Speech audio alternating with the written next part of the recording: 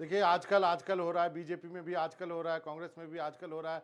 करीब-करीब जो जितने सिटिंग विधायक है जिसकी आपने बात की, जिसमें कि बड़े-बड़े नाम आपने गिनाए, उन सब के टिकट जो हैं फाइनल कर लिए गए हैं। करीब 35 नाम जो हमारी जानकारी में उनका टिकट फाइनल हो गया है। लेकिन मैं कुछ एक इंटरेस्टिंग कहानी आपको बताने आया हूँ कि 2 पहलवानों के बारे में बात की जा रही है। आपने देखा होगा कि जिस ढंग से विनेश फोगाट जब पेरिस ओलंपिक के बाद दिल्ली लौटी और उसके बाद दीपेंद्र हुड्डा ने उनका जिस ढंग से एयरपोर्ट पर वेलकम किया और उनका जो एक जुलूस निकला, रैली निकला और उसमें दीपेंद्र हुड्डा साथ-साथ दिखाई दिए। तो इस बात की बड़ी चर्चा होने लगी कि क्या विनेश फोगाट को कांग्रेस टिकट देगी या नहीं देगी?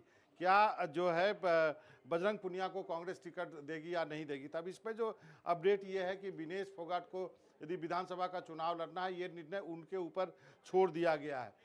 हाँ, इतना ज़रूर हमें बताया गया कि यदि विनेश फोगाट चुनाव लड़ती हैं तो उनको दादरी विधानसभा से टिकट मिल सकता है। और यहाँ पर एक और इंटरेस्टिंग ट्विस्ट आता है, क्योंकि आपको मालूम है कि दादरी से विनेश की चचेरी बहन और महावीर फोगाट की बेटी जो है बबीता, वो बीजेपी से चुनाव लड़ चुकी हैं।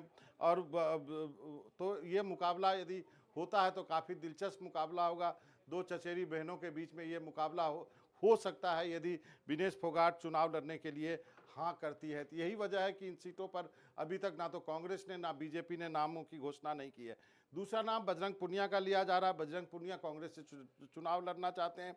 वो बादली विधानसभा से चुनाव लड़ना चाहते हैं, लेकिन कांग्रेस ने वहां पर कुलदीप वत्स जो कि बादली से सिटिंग एमएलए हैं, उनका नाम फाइनल कर चुका है। तो ऐसे में बजरंग पुनिया कहाँ से चुनाव लड़ेंगे, तो ये हमें बताया गया है कि वो किसी और जाट बहुल सीट से उनको एडजस्ट किया जा सकता है। वो भिवानी की भी सीट हो सकती है या फिर बहादुरगढ़ की सीट हो सकती है, किसी और सीट पर उनको टिकट दिया जा सकता है। तो ये 2 नाम जो हैं पहलवानों के, खिलाड़ियों के, वो काफ़ी चर्चा में चल रहे हैं। और जहाँ तक आम आदमी पार्टी के गठबंधन की बात राहुल गांधी ने कही है, तो उस पर कांग्रेस ने एक कमेटी बना दी है, लेकिन कांग्रेस वहाँ पर 2 से 5 सीट से ज़्यादा देना नहीं चाहती है।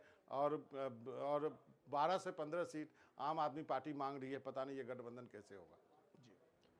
तो गठबंधन में यही होता है कि जो मांग होती है शुरुआत में सबसे ज़्यादा होती है, उसके बाद धीरे धीरे करके दोनों पार्टियां कदम पीछे खींचती है। तो एक रियलिस्टिक जो कॉमन ग्राउंड है उस पर पहुंचा जाता है। शुक्रिया आपका मनोरंजन इस तमाम जानकारी के लिए।